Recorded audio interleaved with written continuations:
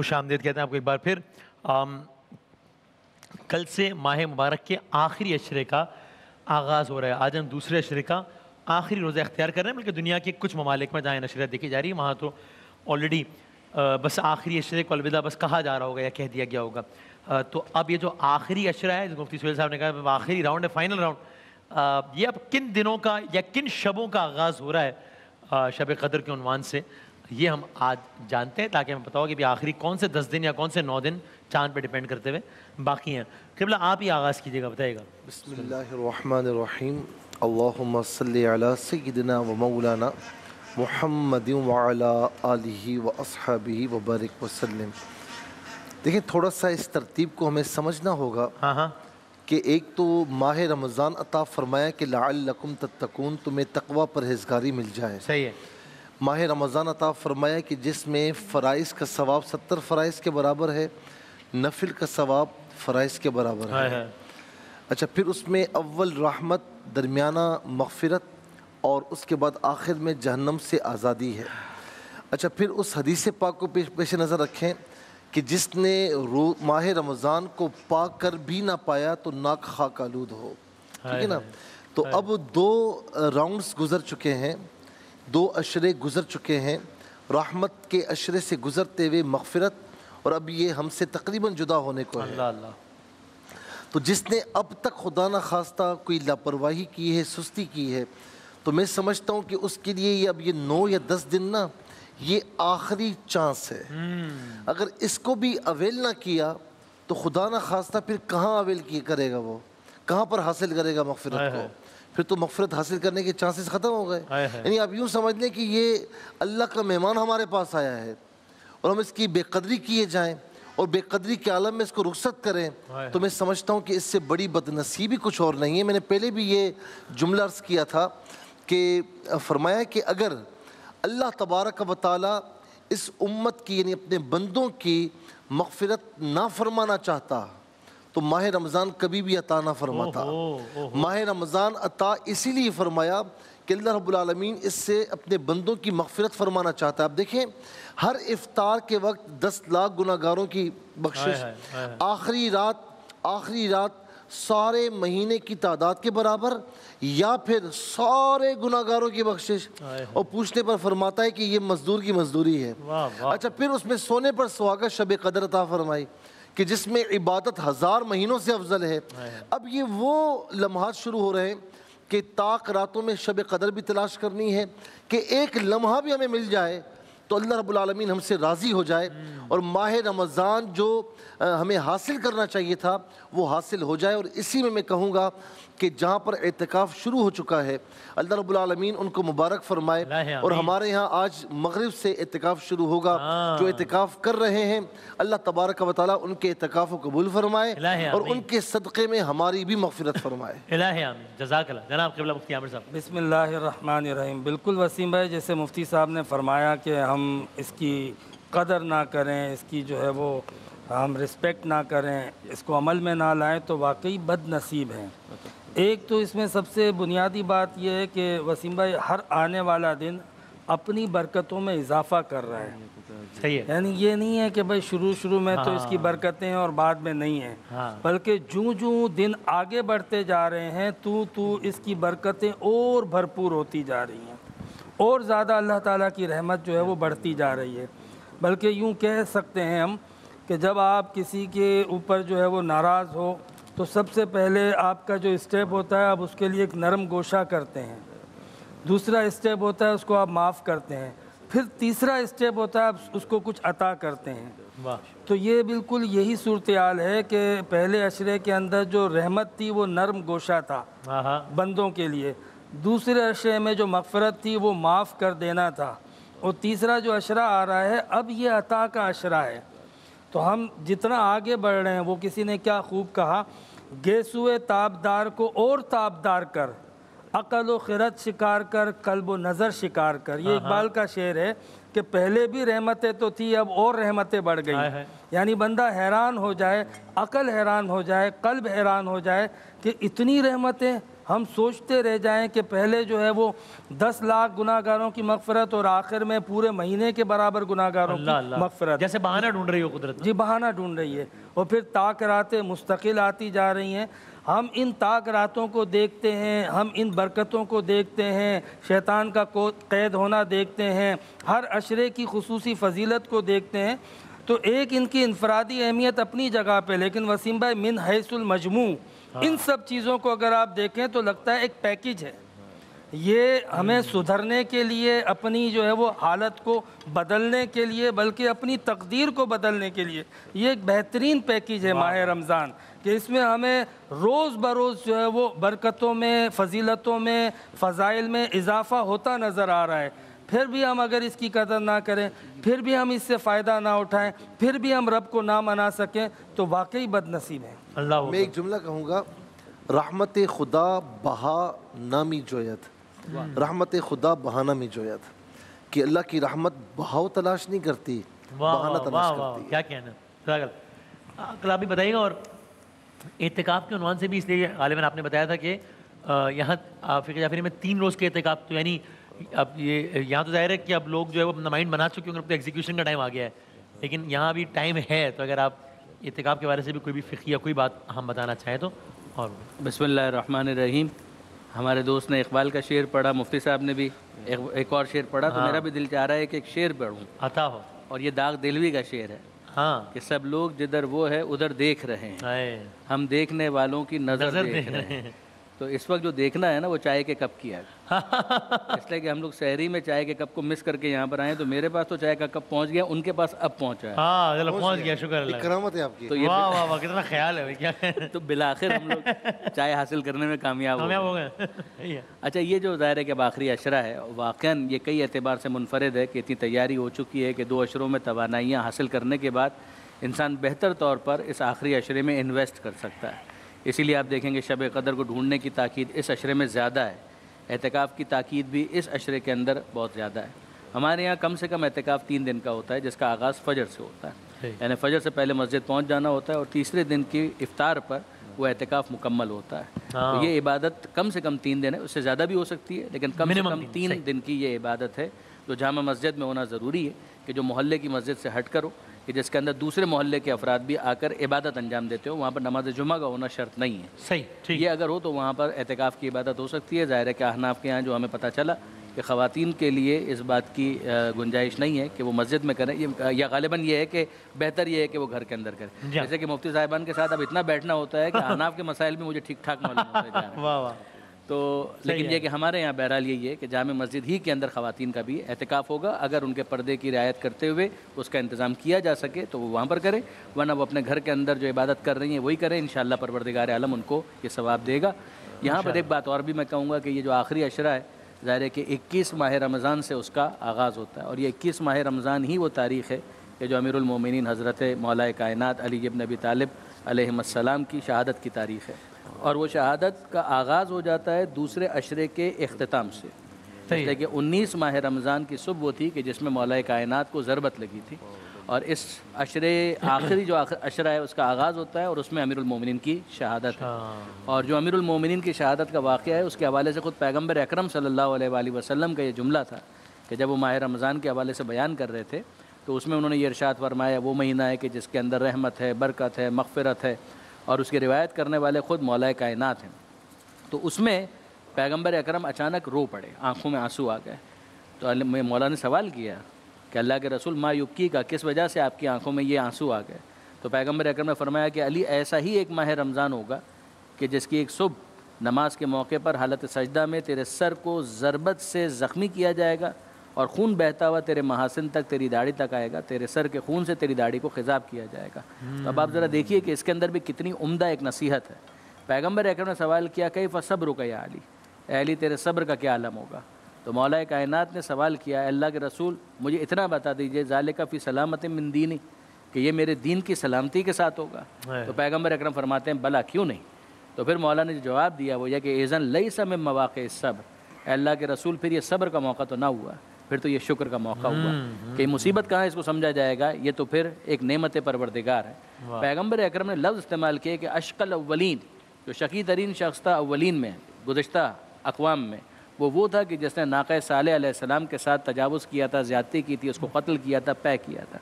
और जो अशकल आखिरीन है वो होगा कि जो अली को कत्ल करेगा। यानी अब्दुर्रहमान इब्न बुलजम के हवाले से पैगम्बर अकरम सल्लल्लाहु अलैहि वसल्लम ने ये इरशाद फरमाया। तो ज़ाहिर है कि पैगम्बर अकरम अल्लाह की तरफ से इल्मुल गैब रखते थे, परवरदिगार आलम की तरफ से अखबार और ख़बरें उन तक पहुँचती थी, तो उन्होंने उन्हीं ख़बरों में से इसको भी बयान फरमाया।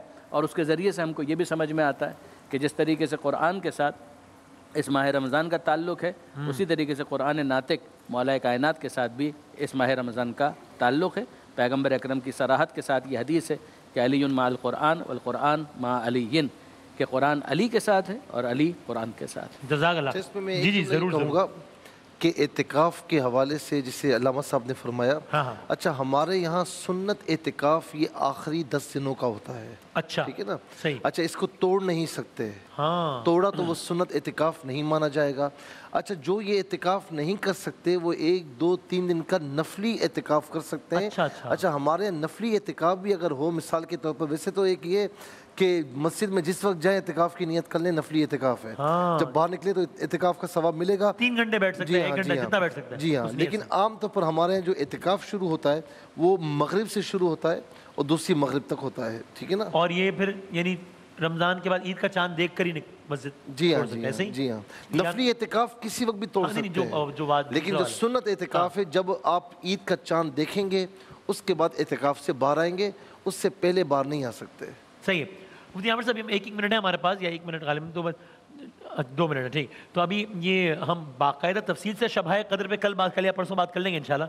अभी एक नुक्ता अगर आप दोनों की तरफ से हो जाए शब-ए क़द्र पे, क्योंकि कल से वो भी मुमकिन है रातें शुरू हो जाएंगी ना। जी हाँ, बिल्कुल। ये मुफ्ती साहब ने एतिकाफ़ के हवाले से जो तफसीलात बताई हैं, तो ज़ाहिर सी बात है कि ताक रातें 5 की 5 जो है वो मैसर आएंगी मोतक़िफ़ीन को बिलखुसूस। सही। अगरचे कि मुमकिन है जो एतिकाफ़ में नहीं बैठ सकते किसी मजबूरी के, शब कदर तो वो भी पा सकते हैं अगर वो इबादत में मसरूफ़ हों तो। सही है। ऐसा नहीं है कि वो नहीं पा सकते।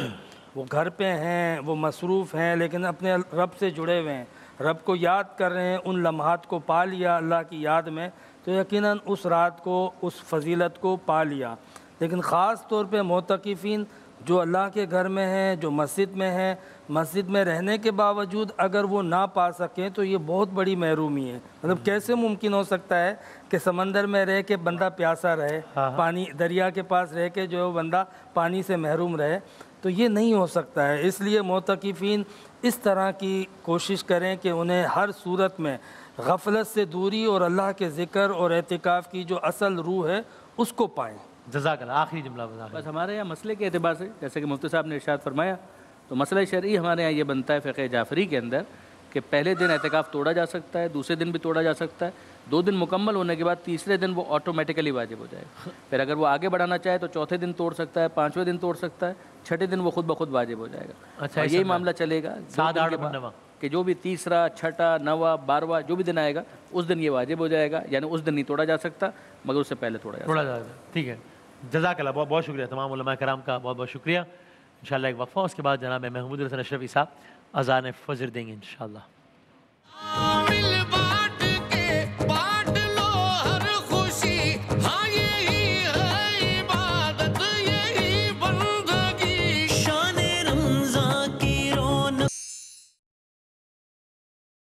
कराची और उसके मज़ाफ़ात में सहरी का वक्त ख़त्म हुआ चाहता है।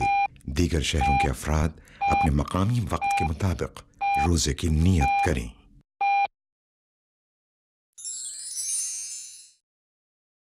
रोज़ा रखने की दुआ। वबिसौमि गदिन नवैतु मिन शहरि रमज़ान। मैं माह रमज़ान के कल के रोज़े की नियत करता हूँ।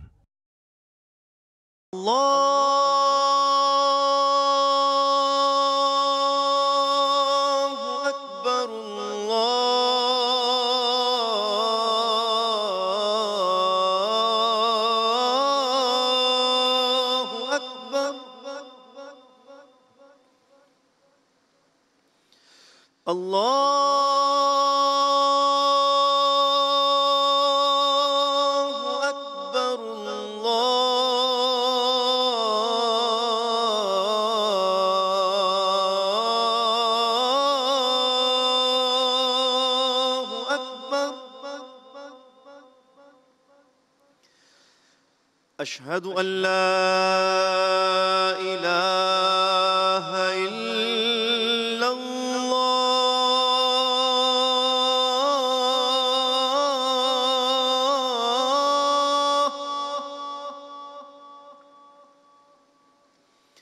أشهد أن لا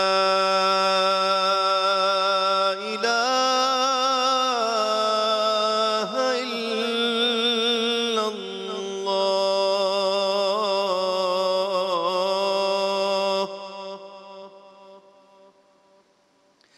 أشهد أن محمدًا رسول الله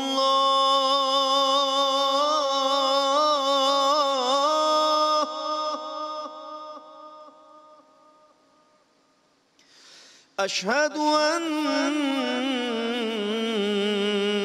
محمدًا رسول الله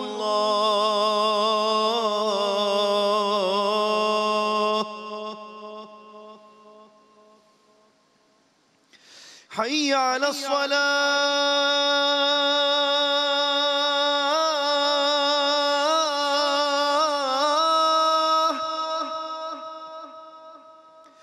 حي على الصلاة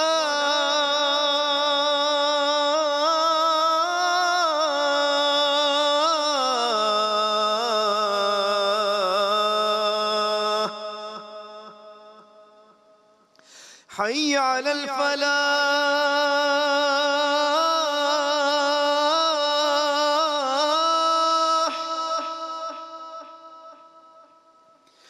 حي على الفلاح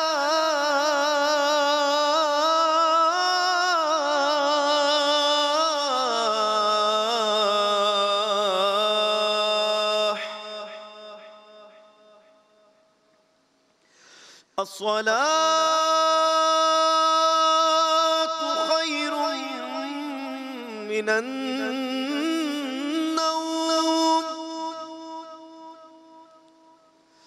الصلاة خير من النوم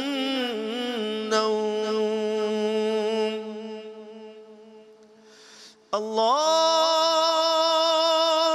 أكبر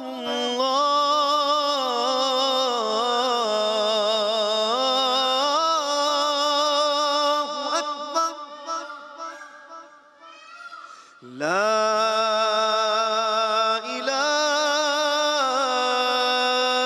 إلا الله